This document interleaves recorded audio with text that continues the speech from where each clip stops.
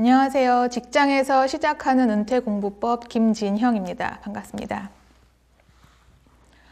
5년 전에 경력 단절녀였던 제가 지금 이렇게 여러분 앞에서 강의를 하고 있습니다. 저는 컴퓨터 공학을 전공했고요. 회사에서 소프트웨어 개발자로 10년 가까이 근무를 했습니다.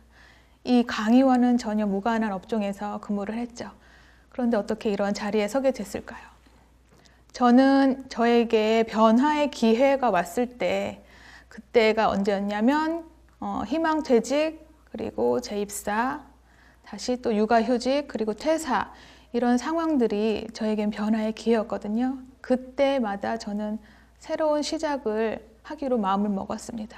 과거를 끊어내고 새로운 시작을 한 것이죠. 그 결과 어땠을까요? 성과가 만약에 없었다면 제가 이 자리에 있지 않겠죠. 제가 어떤 생각을 하고 그 순간에 어떤 공부와 결심을 했는지, 어떤 행동을 했는지 저의 경험을 기반으로 오늘 이야기해 보도록 하겠습니다. 100세 시대는 새로운 기회입니다. 많은 사람들이 부정적으로 바라보죠. 비관적이고 불안해하죠. 젊은이들은 젊은이대로 취업이 어렵고 흑수저다, 3포세대, 4포세대 이런 우울한 이야기를 많이 하고, 중년 세대들은 준비되지 못한 노후 고민 때문에 괴로워하시죠. 언론 뉴스 기사들도 보면 밝은 이야기보다는 어두운 이야기가 많습니다. 그런데 이런 상황일수록, 비관적인 생각이 많을수록 긍정적인 사람에게는 더 기회입니다. 이상하게 들리실지 모르겠지만 부정적이고 행동을 못하는, 움츠려든 사람들이 많을수록 진짜 기회가 왔을 때 잡는 사람들은 그 기회를 기다리고 준비한 긍정적인 사람들이라는 거죠. 그래서 저는 말씀드리고 싶습니다. 섣부르게 비관하지 마시고 이 긍정의 시대를 준비하시라고요. 그러면 오히려 더 많은 기회를 누리실 수가 있습니다. 저는 스스로 이런 질문을 많이 했습니다. 지금 삶에 만족하니? 회사 생활을 다닐 때 일이 좋아서 다니는 거니 아니면 돈이 좋아서 다니는 거니? 여러분들도 간혹 그런 생각을 하실 겁니다. 일이 자체가 좋아서 하는 것인지 아니면 생활을 위해 돈을 벌기 위해 하는 것인지. 만약에 생활을 위해, 돈을 위해서 하는 것이라면 그 수입은 만족스러우신가요? 일도 만족스럽고 수입도 만족스럽다면 좋겠지만 그렇지 않은 경우가 많을 것입니다. 그리고 그 일에 있어서 10년 후, 20년 후는 비전은 어떠신가요? 10년 후, 20년 후에도 이 일자리에 제가 계속 할 수 있을까요? 회사 일은 끝이 있습니다. 채용의 계약이 있기 때문이죠. 그 끝에서 나는 어떤 모습일까? 10년 후, 20년 후 나는 풍족한 여유로운 생활을 할까? 아니면 돈에 찌들려 있을까? 뭔가 어려움에 처해 있을까? 이런 생각을 하게 되죠. 이런 생각 때문에 저는 더 미래를 볼 수 있는 일을 준비하게 된 것입니다.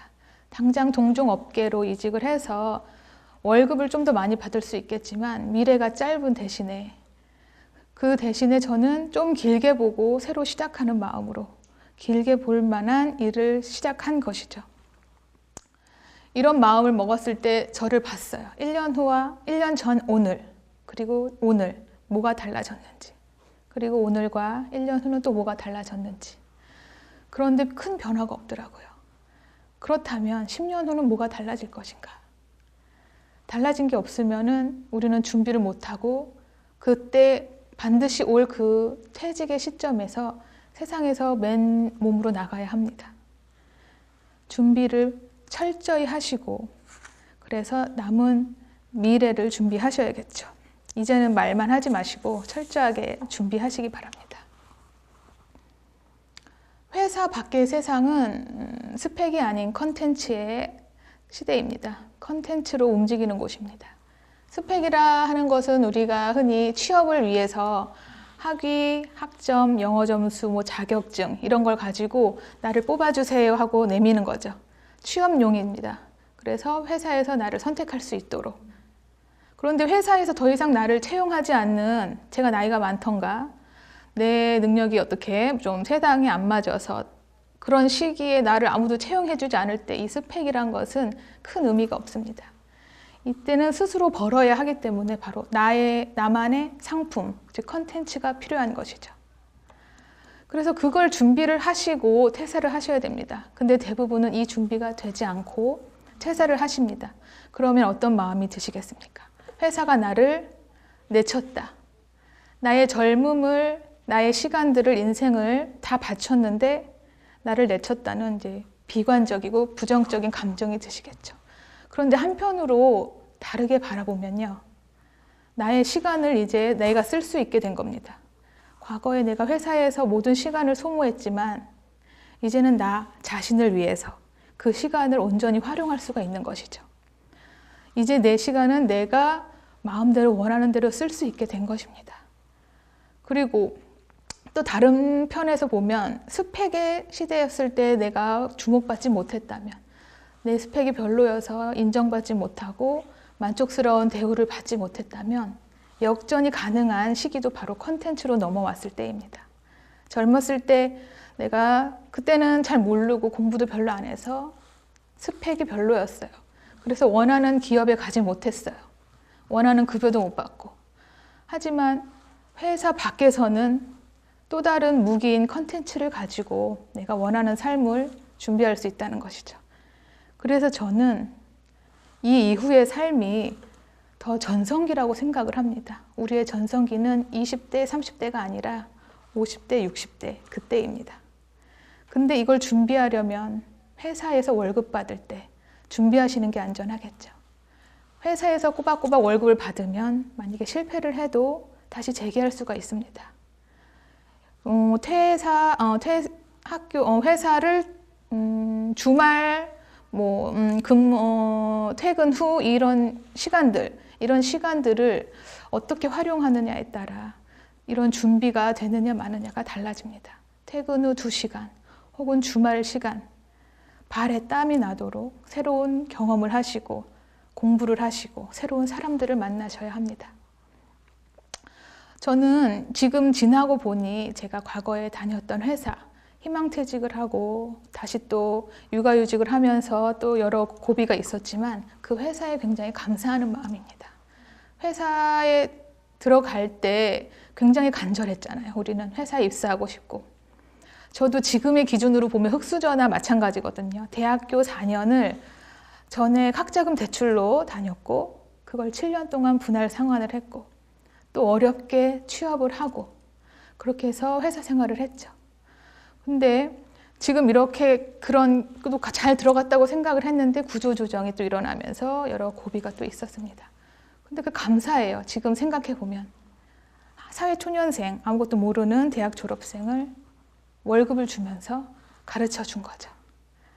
그래서 그런 경험을 쌓게 해준 거죠.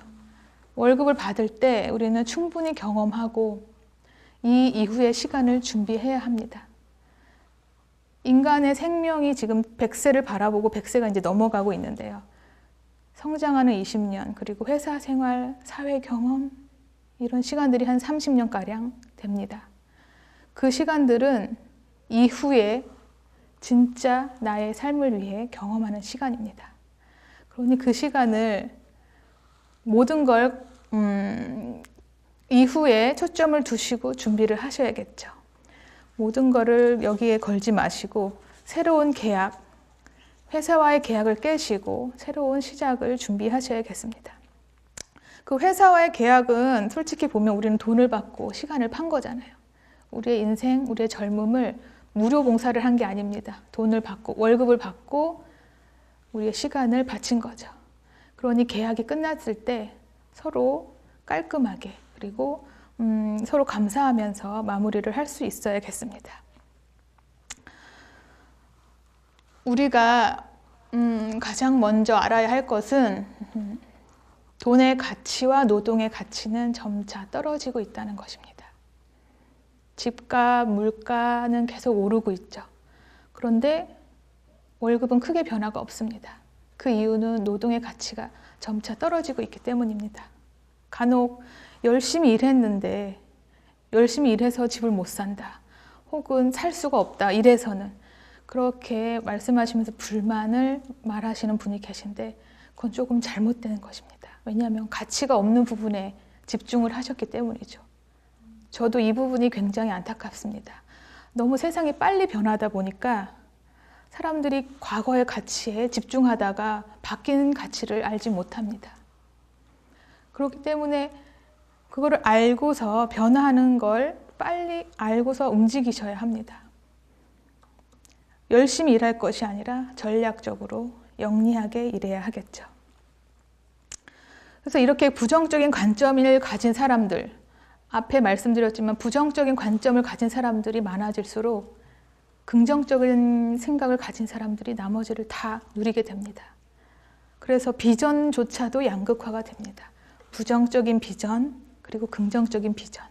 긍정적인 비전을 가진 사람이 모든 기회를 가지고 모든 그 열매를 가지게 되는 거죠. 그것이 결국은 또 부의 양극화로 이어질 수밖에 없죠. 그래서 과거에 그리고 지금 기회와 모든 성과들은 변화가 없지만 가지는 사람들이 소수가 모든 걸 누리기 때문에 양극화가 점차 심해지는 것입니다. 혹시 레밍쥐라고 들어보셨나요? 일명 자살쥐라고도 합니다. 이 쥐의 특징이 뭐냐면 앞에 대장이 리더가 뛰어가는 대로 무조건 뛰어갑니다. 무조건 뒤를 따르다가 바다로 뛰어들면 다 같이 바다로 뛰어듭니다. 아무 분별 없이 절벽을 뛰어들고 바다를 뛰어듭니다. 그래서 자살쥐라고 하는 거죠. 가끔 보면 이 자살쥐 같이 움직이는 우리 세력들이 많이 있습니다. 사람들도 마찬가지고요. 긍정적인 부분이 있으면 너무 긍정하다가 위험을 당하기도 하고 부정적인 시각이 또 많이 나오면 또 거기에 또 휩쓸립니다.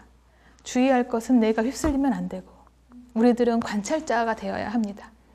한쪽으로 치우친다 싶으면 멀리 떨어져서 그 현상을 보고 그 기회, 그 순간에 어떤 기회가 있는지를 봐야 하죠.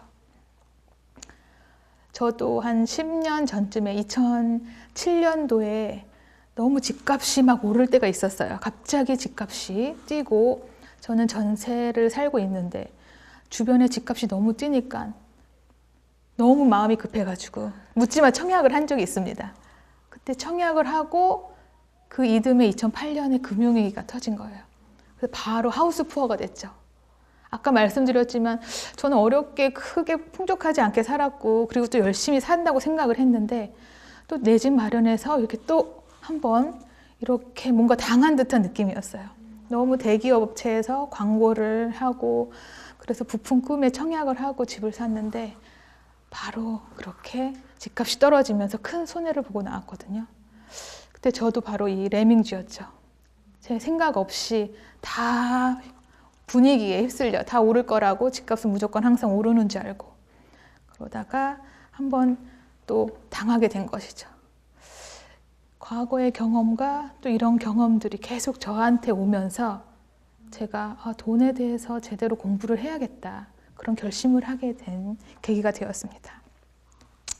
이렇게 빠른 변화 지금도 보면 과거에는 10년이 걸릴 기술이 몇 달 만에 개발되기도 하고 정보들은 순식간에 인터넷을 통해서 퍼지죠. 그렇기 때문에 그 기회는 굉장히 많이 나옵니다. 사람들이 관심을 가져서 본다면. 과거에 매달리고 있으면 그건 언제나 이제는 밀려난 기술이 돼버릴 수도 있거든요. 제가 소프트웨어 개발자였을 때 개발을 하다 보면은 항상 신기술이 또 나와요. 그러면 또 새로운 걸 익혀야 되고 또 새로운 걸 익혀야 돼. 버전이 바뀌고 플랫폼이 바뀌고 이러면서 이거는 뭔가 싸울 수 있을 만한 게 너무 적다는 생각을 했어요. 나이가 들고 경력이 쌓으면 내가 가질 커리어가 이 부분에 있어서는 기술에 밀리게 되는구나. 이건 영원할 수가 없고 상승하기가 힘든 그런 경력이기 때문에 그래서 고민이 많이 됐어요, 그때. 그래서 내가 꾸준히 성장하면서 나의 경력도 인정받을 수 있는 것, 그런 것을 찾고자 노력했죠. 그리고 이렇게 방향을 전환한 것이고요.